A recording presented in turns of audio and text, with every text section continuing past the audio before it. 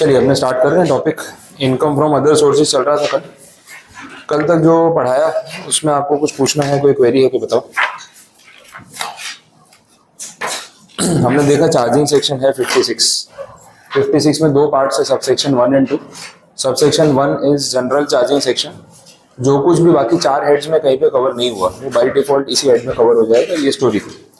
इसके अलावा सबसेक्शन 2 है स्पेसिफिक लिस्ट। जो इनकम को स्पेसिफिक यहाँ पे प्रिस्क्राइब किया गया है वो किसी और हेड में टैक्सेबल नहीं होगी, ये बात क्लियर है। वैसा अब इसमें बहुत सारी इनकम के बारे में हमने बात की, मेजॉरिटी हमने देख भी ली। KMP पॉलिसी में जो फैमिली को पैसा मिलता है वो कैजुअल इनकम के बारे में हमने बात की। अब फ्लैट रेट ऑफ टैक्स है 30% और उतना ही TDS कट जाता है।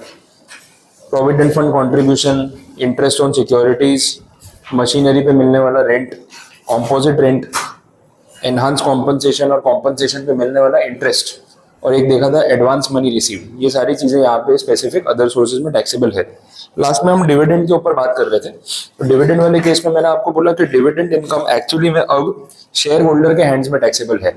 आपको अगर डिविडेंड मिला है तो उसके ऊपर टैक्स पे करने की जिम्मेदारी आपकी है, कंपनी नहीं पे करती है। ये चेंज हो गया, बट इसमें कंडीशन रखी थी। अब देखो वैसे तो dividend net taxable slab rate पे है, इसमें कोई कंफ्यूजन नहीं है। इंडिविजुअल्स पे लगने वाला स्लैब रेट जो भी होगा उस हिसाब से आपकी टैक्स लायबिलिटी आएगी।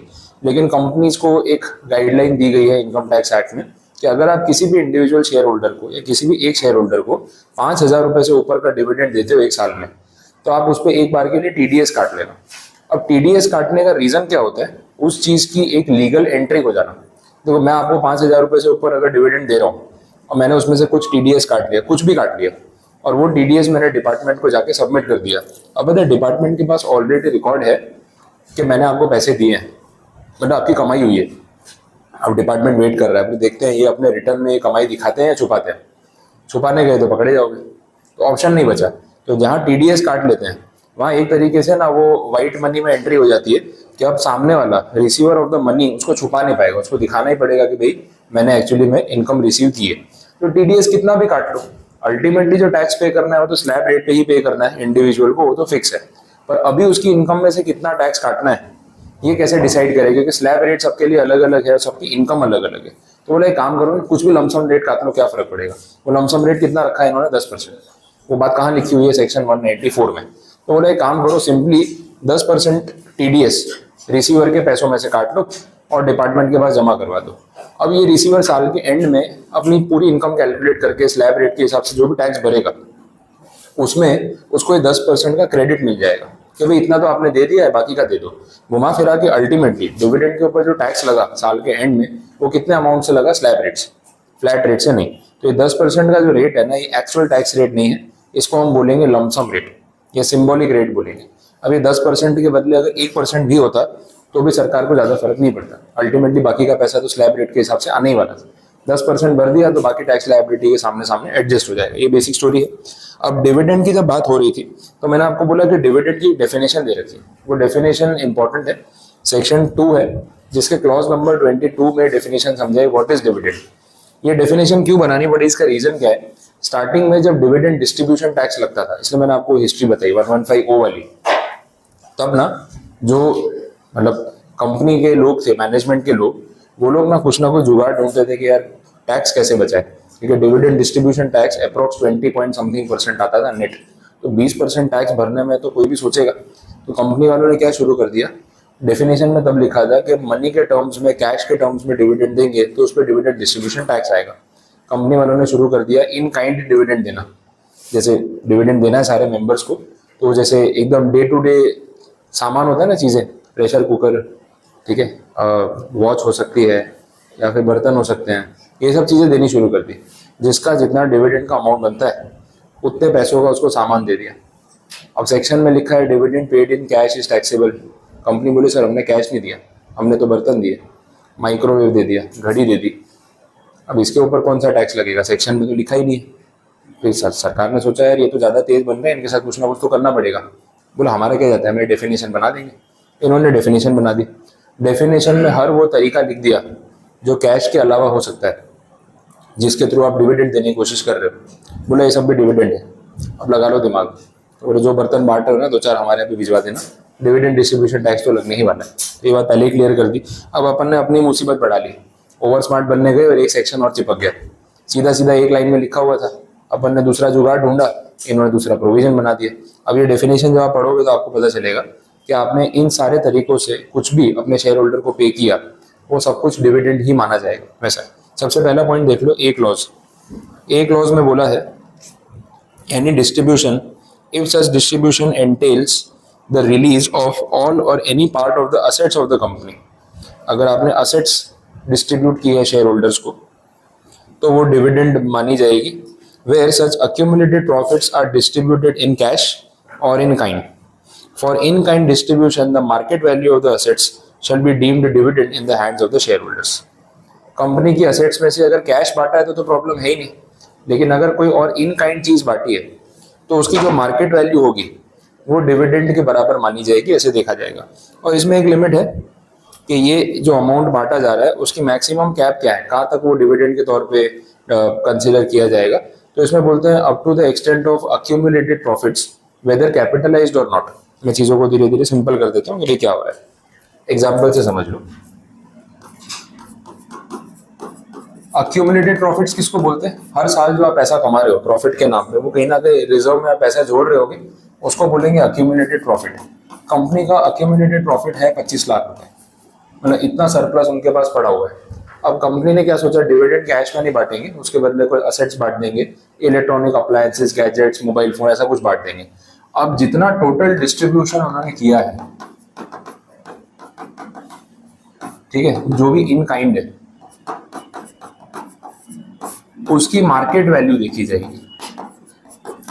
आपने कितने में वो गुड्स खरीदे वो नहीं देखा जाएगा, उसकी मार्केट वैल्यू क्या है वो देखी जाएगी। सबको एक एक मोबाइल फोन बांट दिया डिविडेंड के नाम पे, तो उस मोबाइल फोन को कंपनी ने कितने में खरीदा डज नॉट मैटर, एक्चुअल में मोबाइल फोन की मार्केट वैल्यू कितनी है, ओपन मार्केट वैल्यू, उससे फर्क पड़ता है। अब मान लो जो भी ओपन मार्केट वैल्यू है 20,000 रुपीज अमाउंट आ रहा है, ऐसा मान लेते हैं, और ऐसे कुछ 100 शेयर होल्डर्स हैं जिनको आपने मोबाइल फोन बांटा है, तो टोटल कितना हो गया, ये 20 लाख रुपए हो गया। ये 20 लाख जो है इस रेंज में है, इसी के विद इन है, तो ये पूरा 20 लाख डिविडेंड है, पूरा 20 लाख रुपए डिविडेंड है। और इस पे टैक्सेबिलिटी वैसे ही आएगी जैसे नॉर्मली कैश में पे किए हुए डिविडेंड पे आती है। मतलब इन शॉर्ट कंपनी ने अपने शेयर होल्डर्स को कैश नहीं दिया, कैश के बदले इन काइंड कोई चीज दे दी। जैसे अपन ने एग्जांपल लिया कि मोबाइल फोन दे दिए, तो मोबाइल फोन्स की मार्केट वैल्यू कितनी है, मतलब 20 लाख रुपए, तो ये पूरा 20 लाख रुपए डिविडेंड है, बिकॉज इस लिमिट के अंदर है। मान लो ज्यादा मोबाइल फोन्स बांटे होते, 20,000 के या 20 लाख के बदले 30 लाख रुपए के फोन्स बांटे होते, तो क्या सिनारियो होता। तो इसमें से डिविडेंड वाला पोर्शन मैक्सिमम कितना माना जाता, 25 लाख। ऊपर का जो 5 लाख है वो डिविडेंड नहीं माना जाता। अब आप उसको capital repayment, capital reduction, buyback कुछ भी गिन लो, लेकिन वो वाला अमाउंट जो है वो डिविडेंड नहीं माना जाता, उस पर टैक्स नहीं आता। जितना बचाया है उसी में से डिविडेंड बांटूंगा ना। 25 लाख रुपए बचाया है, रिजर्व्स पड़े हुए हैं, तो 25 लाख से ज्यादा डिविडेंड तो हो ही नहीं सकता। मैक्सिमम डिविडेंड के साथ कितना हो सकता है, अक्यूमुलेटेड प्रॉफिट्स के बराबर हो सकता है। तो अक्यूमुलेटेड प्रॉफिट्स 25 लाख है, इसके विद इन कुछ भी बांटूंगा पूरा डिविडेंड है, इसके ऊपर बांटूंगा तो डिविडेंड तो 25 लाख रुपए तक ही माना जाएगा। वैसे ये कंडीशन है। अब इसमें ये लोग जो सेंटेंस यूज कर रहे हैं ना, उसमें बोला है अक्यूमुलेटेड प्रॉफिट्स, इसके साथ एक लाइन लिखी हुई है, वेदर कैपिटलाइज्ड और नॉट, ऐसा एक सेंटेंस साथ में लिखा हुआ है, वेदर कैपिटलाइज्ड और नॉट। अब इसका क्या मतलब है वो समझ लो। कैपिटलाइजेशन ऑफ प्रॉफिट्स का सिंपल मतलब होता है इशू ऑफ बोनस शेयर्स। आपने कंपनी लॉ पढ़ा हुआ है, आपके ध्यान में आ रहा होगा, capitalization of reserves, issue of bonus shares, section number 63, exactly वही पॉइंट है। तो अगर कोई प्रॉफिट कैपिटलाइज हुआ भी है वो भी इस लिमिट में काउंट होगा। ऐसा मान लेते हैं 20 लाख रुपए हमारे पास कैश पड़ा हुआ था और 5 लाख के हमने इसमें से बोनस शेयर इशू कर दिए थे। बात समझ आ रही? तो ये 5 लाख भी इसमें काउंट होगा और लिमिट 25 लाख रुपए की रहेगी, ऐसे समझ के चलना है। तो बोनस शेयर आपने दिया भी है ना, तो वो भी आपका अक्यूमुलेटेड प्रॉफिट का ही हिस्सा है, ऐसा मान के चलना है। ये इनकी लैंग्वेज। बात समझ आई? क्लियर हुआ? तो कंपनी ने अल्टीमेटली कैश ना पे करके कैश के बदले असेट्स दे दी। वो असेट्स डिविडेंड हो सकती है अप टू दिस लिमिट, बस सिंपल इतना आपको ध्यान रखना वैसे, और वो टैक्सेबल होगी। अब क्योंकि डिविडेंड डिस्ट्रीब्यूशन टैक्स तो लगता नहीं है, तो शेयर होल्डर टैक्स भरेगा स्लैब रेट पे, लेकिन टैक्सेबिलिटी आएगी वो यहाँ पे क्लैरिफाई हो जाता है। तो ये क्रैकर लेके नहीं देखी है? अच्छा,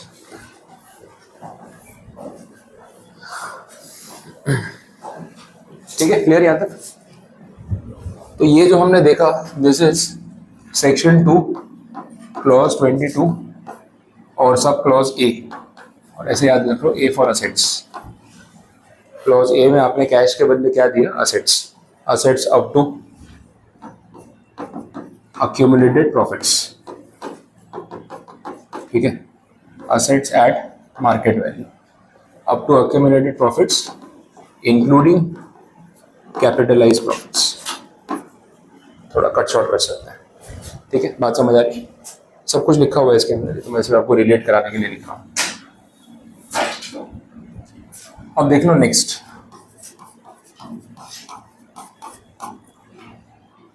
यहाँ पे बात हो रही है डिवेंचर्स की, डिपॉजिट सर्टिफिकेट्स की और बोनस शेयर्स की, ठीक है। अब थोड़ा ध्यान से समझना, अपन ने कंपनी लॉ में ऐसा पढ़ा है कि अगर आप इक्विटी शेयर होल्डर्स को डिविडेंड डिक्लेयर करते हो तो क्या आप डिविडेंड के नाम पे बोनस शेयर दे सकते हो? कुछ याद है? Answer is no.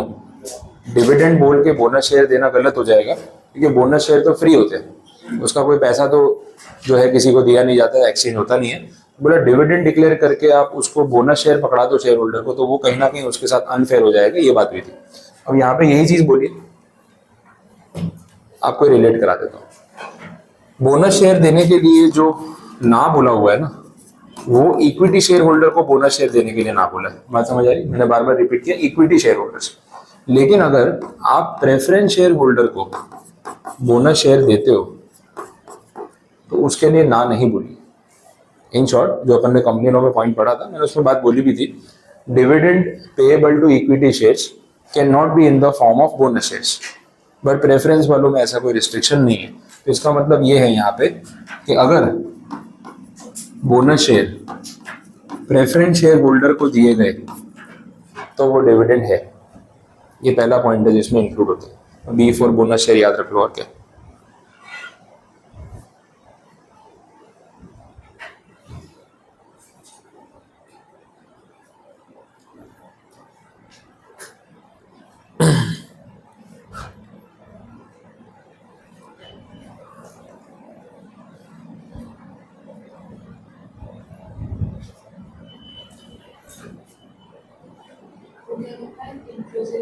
Inclusive of capital profits, मतलब वो बोनस इशू वाला, ये पॉइंट पता चला। Bonus shares given to preference share holders, that is dividend. दूसरा है डिबेंचर्स डिपॉजिट सर्टिफिकेट्स, ये भी आपके कंपनी लॉ के टॉपिक्स हैं। Debentures and deposit certificates, debt securities, ठीक है। अगर ये डेट सिक्योरिटीज आपने किसी को भी दी, चाहे वो इक्विटी हो या प्रेफरेंस, वो क्या माना जाएगा? वो डिविडेंड माना जाएगा। इसमें इक्विटी चलेगा, ठीक है। Debentures given to equity share holders without any charges, बिना पैसे लिए, तो वो डिविडेंड के बराबर माना जाएगा, ठीक है। क्लियर हो रहा है?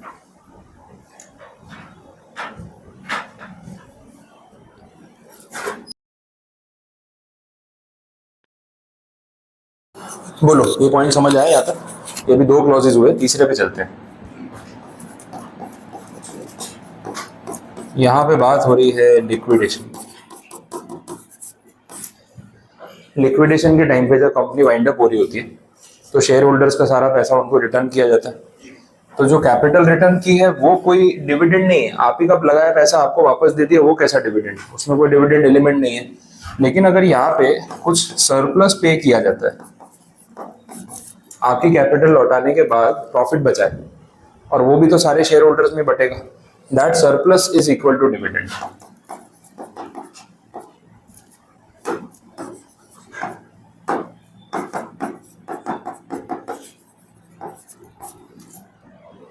ठीक है, that surplus is equal to dividend, ऐसा रहेगा।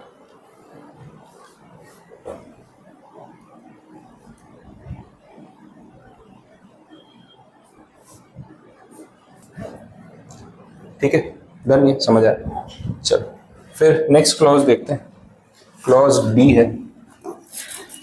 यहाँ पे बात हो रही है कैपिटल रिडक्शन की। कैपिटल रिडक्शन के टाइम पे कुछ प्रीमियम दिया गया, पैसा वापस कर रहे हैं, सरप्लस वापस दिया गया, तो अगेन उसमें भी जो सरप्लस वाला पोर्शन होगा वो ही डिविडेंड माना जाएगा। Same story. ये सब अलग अलग नाम से पैसे वापस किए जा रहे हैं या इनडायरेक्टली वापस किए जा रहे हैं, तो ये सारी चीजें टैक्सेबल होंगी।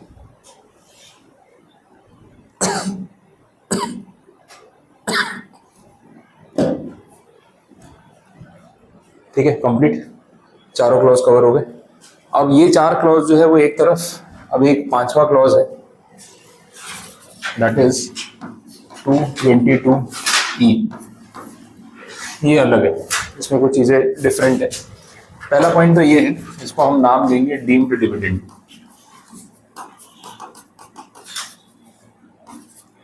डीम्ड डिविडेंड, ठीक है। This clause is applicable only on private limited companies, जिसको हम बोलते हैं क्लोजली हेल्ड कंपनी। इनकी भाषा में क्लोजली हेल्ड कंपनी, सिंपल भाषा में प्राइवेट लिमिटेड कंपनी। सब पे अप्लाई नहीं होता ये सिर्फ क्लोजली हेल्ड कंपनीज पे या प्राइवेट कंपनी पे अप्लाई होने वाला प्रोविजन है। अब यहाँ पे डिविडेंड की जो लिमिट है, जैसे अभी तक मैंने आपको बोला अक्यूमुलेटेड प्रॉफिट्स,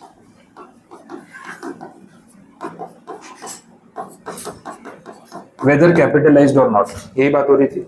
इसमें चेंज है, इसमें only up to accumulated profits, capitalization वाला पार्ट, बोनस शेयर वाला पार्ट कंसीडर नहीं करना है।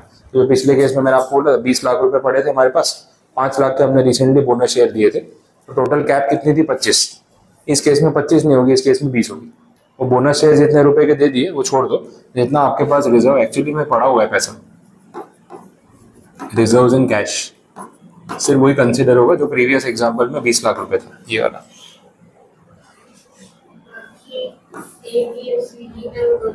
हाँ, ए से लेके डी चारों में दोनों यूज होंगे, तो वो कॉमन पॉइंट था। इन चारों के लिए सेम था, ई में वो चेंज आया, इसलिए मैं उसको अलग से ही बता रहा हूँ। तो ये लिमिट है आपकी, ये ध्यान रखनी, ठीक है। अब डीम डिविडेंड होता क्या है वो समझो। यहाँ पे ना 2-3 रास्ते बताए हुए, जिन रास्तों से अगर पैसे घुमाए तो उसको डीम डिविडेंड मान लिया जाएगा। पहला रास्ता बता रहा हूँ, ध्यान से समझना। बात हो रही है प्राइवेट लिमिटेड कंपनी की, आप हो कंपनी के शेयर होल्डर, आपका इस कंपनी में जो स्टेक है वो 10% या उससे ज्यादा है, इसको यहाँ पे बोलेंगे सब्सटेंशियल इंटरेस्ट। 10% शेयर है आपके पास कंपनी के। अब अगर ये कंपनी अपने शेयर होल्डर को कोई भी अमाउंट लोन के नाम पे देती है, कंपनी ने अपने शेयर होल्डर को लोन दिया, तो उस लोन को इनकम टैक्स डिपार्टमेंट डिविडेंड मानेगा। डिपार्टमेंट बोलेगा ये लोन नहीं है, डिविडेंड है। हमें पता है कि अगर आपने डिविडेंड के नाम पे पैसा दिया तो फिर टैक्स लगेगा, इसलिए शेयर होल्डर ना इसको लोन के नाम पे उठा रहा है। अब वो लोन लौटाएगा नहीं लौटाएगा हम कहाँ देखने जाएंगे, हम आप पे डाउट कर रहे हैं कि पैसा ये डिविडेंड का ही है, लेकिन डिविडेंड के नाम पे दिखाएंगे तो इनकम दिखेगी, बोरिंग्स के नाम पे दिखाएंगे तो कोई टैक्स नहीं लगेगा। तो मैं तो उधार ले रहा हूँ, उधार पे कौन सा टैक्स लगता है, बात समझ आ रही है। तो बोले आप लोग ना आपस में जानबूझ के ऐसा ट्रांजेक्शन डिजाइन कर रहे हो जो है डिविडेंड लेकिन उसको दिखा रहे हो लोन। अब शेयर होल्डर बोल रहे हैं नहीं सर मैं तो लोन ही ले रहा हूँ, मेरी कंपनी से मैं लोन तो ले सकता हूँ। बोले नहीं ये तो डिविडेंड है, क्योंकि आपका इतना होल्डिंग है ऑलरेडी कंपनी में, आप डिविडेंड को लोन का नाम देके टैक्स बचाने की कोशिश कर रहे हो, हम नहीं मानेंगे। बात समझ आई। अब इस सिचुएशन में भले ये लोन है लेकिन इसको क्या मान लिया जाएगा, डीम्ड डिविडेंड।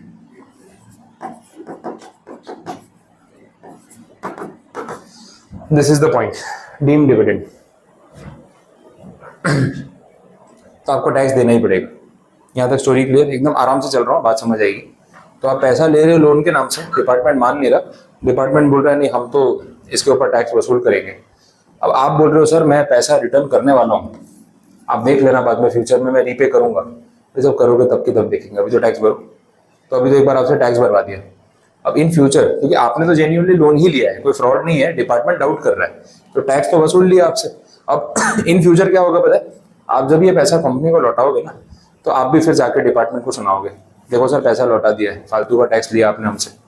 बोले नहीं नहीं ऐसी बात नहीं है, सेट ऑफ कर लेते हैं। सेट ऑफ कैसे होगा वो समझो। कंपनी ने शेयर होल्डर को ये वाला लोन दिया, ये तो अलग हिसाब है, बट आप कंपनी के शेयर होल्डर तो हो ना, आपका होल्डिंग तो है ही।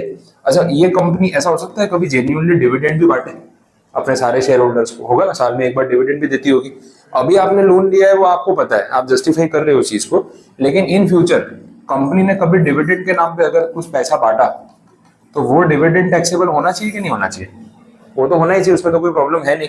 बट अपने तो लोन के ऊपर ही टैक्स लगा दिया। अब पता नेक्स्ट टाइम क्या होगा, जब ये कंपनी मुझे डिविडेंड का पैसा बांटेगी, मैं बोलूंगा मुझे डिविडेंड मत दो, पैसा ट्रांसफर मत करो, मैंने लोन रीपे करना है ना, उसमें सेट ऑफ करते जाओ। कुछ बात समझ आई? मैंने पहले कंपनी से ऑलरेडी लोन उठा रखा है, उस लोन को इन लोगों ने डिविडेंड बना के उसमें मुझसे टैक्स ले लिया जबरदस्ती। अब मैं तो गुस्से में हो गया, फालतू का टैक्स देना पड़ा, मैं तो उधार लिया था, नहीं माने तो भरना पड़ा। अब जब कंपनी सच में डिविडेंड देगी तो मैं कैश में मेरे अकाउंट में पैसा एक्सेप्ट नहीं करूंगा, ट्रांसफर ही नहीं करवाऊंगा। मैं कंपनी को बोलूंगा एक काम करो, ऑन अकाउंट मेरी लोन लायबिलिटी के आमने सामने सेट ऑफ कर दो। बात समझ आई? अब ये जो अमाउंट सेट ऑफ हो रहा है उस पर वापस डिविडेंड का टैक्स देना पड़ेगा क्या? मतलब शेयर होल्डर से वापस टैक्स मांगा जाएगा?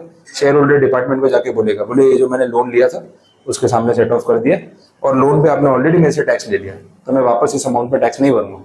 डिपार्टमेंट बोलेगा फेयर इनफ, कोई बात नहीं, हमें तो डाउट था इसलिए हमने आपसे टैक्स लिया, आप तो बुरा मान रहे हो। बोले बुरा तो मानूंगा ना, फालतू का पैसों की जरूरत थी इसलिए तो उधार लिया, उस उधार पे भी तुम लोगों ने टैक्स काट लिया, तो मेरे पास पैसे ऑलरेडी कम बचे। अब जब मैं डिविडेंड नहीं ले रहा हूँ और वो लोन के सामने सेट ऑफ कर रहा हूँ तो मुझे उसका बेनिफिट चाहिए। तो डिपार्टमेंट बोलेगा आप ऐसा कर सकते हो। तो मान लो लोन के नाम पे मैंने कुछ 10 लाख रुपए लिए कंपनी से, यहाँ डिविडेंड के नाम पे मुझे 50,000 रुपए मिले, मैंने बोला 50,000 सेट ऑफ कर लो, तो वो 50,000 पे वापस थोड़ी डिविडेंड देना है। 10 लाख पे डिविडेंड ऑलरेडी टैक्स पे कर चुका हूँ मैं, ये 50,000 के डिविडेंड पे फिर से टैक्स पे नहीं करूंगा।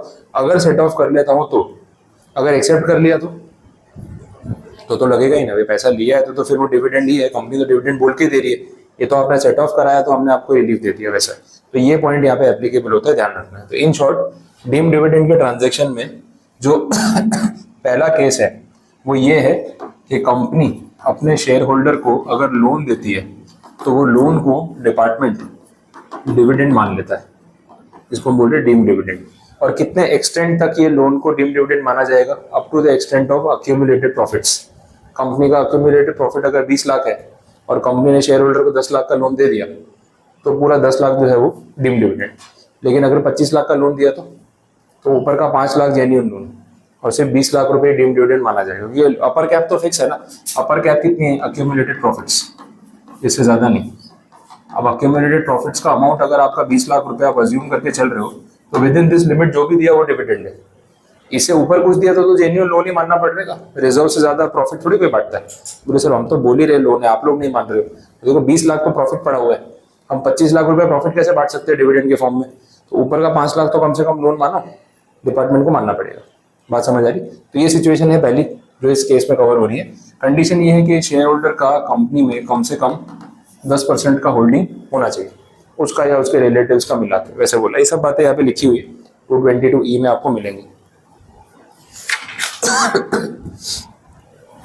अब देखो एक रास्ता पैसा उठाने का बंद हो गया।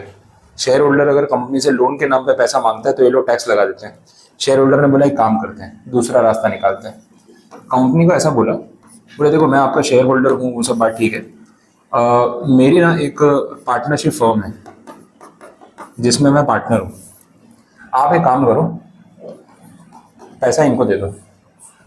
बात समझ लो पहले, बाद में लिखोगे चलेगा। आप लोग पहले पैसा इनको दे दो उधार, तो मुझे मत दो डायरेक्टली, मुझे दोगे तो फिर बाद में प्रॉब्लम आएगा। बोले काम करो इस पार्टनरशिप फर्म को लोन दे दो, मैं यहाँ से पैसे यूज कर लूंगा, पार्टनरशिप फर्म तो मेरी। बात समझ आ रही? और कंडीशन ये है कि इस पार्टनरशिप फर्म में मेरा हिस्सा कम से कम 20% है। मैं इस फर्म में पार्टनर हूँ, मेरा प्रॉफिट शेयरिंग रेशियो मिनिमम 20% है। डिपार्टमेंट ने बोला ये रास्ता भी नहीं चलेगा। अगर इस पार्टनरशिप फर्म ने इस कंपनी से लोन लिया, जिस पार्टनरशिप फर्म में इसका शेयर होल्डर पार्टनर है और इतना इंटरेस्ट होल्ड करता है, तो बोला इस अमाउंट को भी हम डिविडेंड ही मानेंगे और इस पर भी टैक्स यही भरेगा। ये रास्ता ही बंद कर दिया। ठीक है, अगर 20% से कम प्रॉफिट शेयरिंग रेशियो है तो प्रॉब्लम नहीं आएगी, फिर आप बिंदास ट्रांजेक्शन करो। लेकिन इससे ऊपर होगा तो फिर प्रॉब्लम है।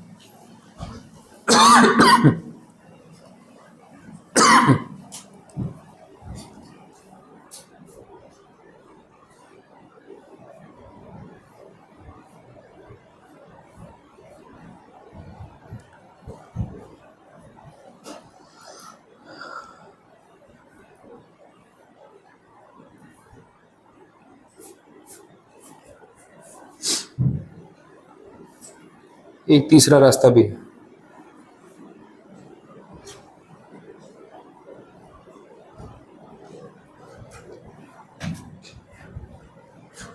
ये दोनों रास्ते समझ आए, क्लियर है। थर्ड वाला रास्ता देखो क्या निकाला, अपन तो क्या जुगाड़ ढूंढ रहे हैं टैक्स बचाने के, डिपार्टमेंट उसको ब्लॉक किए जा रहा है। तीसरा रास्ता ये है, हमने कंपनी को बोला डायरेक्ट पैसा हमें मत देना, यहाँ पे भी ऐसे ही बोला था डायरेक्ट पैसा हमें मत देना। शेयर होल्डर कंपनी से उधार क्यों मांग रहे हैं? क्योंकि उसको किसी को पेमेंट करना है, शेयर होल्डर को पेमेंट करना है किसी थर्ड पर्सन को, मिस्टर एक्स को। शेयर होल्डर ने बोला मुझे पैसे दोगे तो टैक्स लगेगा, एक काम करो ना डायरेक्ट इसको ही पैसे दे दो, इसको ही पेमेंट कर दो। समझ आ रही? अब पॉइंट ये है, इसके और कंपनी के बीच में कोई ट्रांजैक्शन ही नहीं है, ठीक है, तो फिर कंपनी ने इसको पैसा दिया क्यों? कोई transaction, cell purchase, invoice, billing कुछ तो होना चाहिए।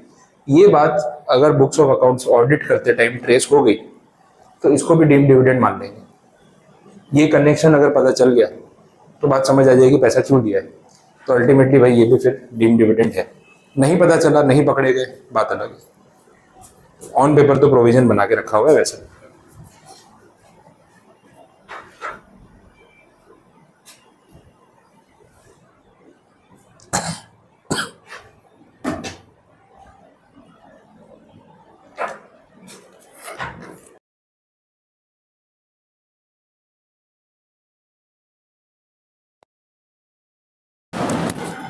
बोलो आया है समझ में?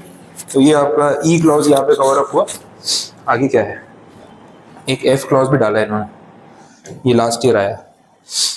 Any payment by a company on purchase of its own shares from a share holder in accordance with the provisions of section 68 of the companies act. Buyback वाली कंडीशन है, आपने कंपनी लॉ में पढ़ी हुई है। तो बाईबैक वाले case में अगर कुछ पेमेंट किया जाता है सरप्लस, वो इम्प्लाइड है, जो पैसा लिया है वही वापस करेंगे, उसमें तो डिविडेंड आएगा नहीं। लेकिन शेयर का पैसा जितना लिया था उससे ज्यादा, बाईबैक कितनी बार प्रीमियम पे होता है, और मोस्टली बाईबैक प्रीमियम पे ही होता है, ठीक है। तो उस कंडीशन में यहाँ पे डिविडेंड का टैक्स आ सकता है, एप्लीकेबल हो सकता है, जो भी सरप्लस पैसा कंपनी ने रिटर्न किया। तो ये बड़ी कॉमन प्रैक्टिस है। 2-2 हज़ार के शेयर पे 3-3 हज़ार वापस करती है कंपनी, 50% प्रीमियम। तो वो सारा प्रीमियम जो है यहाँ पे डिविडेंड वाली कैटेगरी में टैक्सेबल है। लास्ट ईयर लेके आए क्योंकि डिपार्टमेंट को, पार्लियामेंट को समझ आ गया कि बाईबैक में इतना इतना पैसा रिटर्न किया जा रहा है तो इसको भी टैक्सेबल करो, तो डिविडेंड मान लिया उसको। तो ये एफ पॉइंट नया ऐड हुआ लास्ट ईयर। बोलो यहां तक कुछ कंफ्यूजन? मीनिंग क्लियर है पूरा? ठीक है।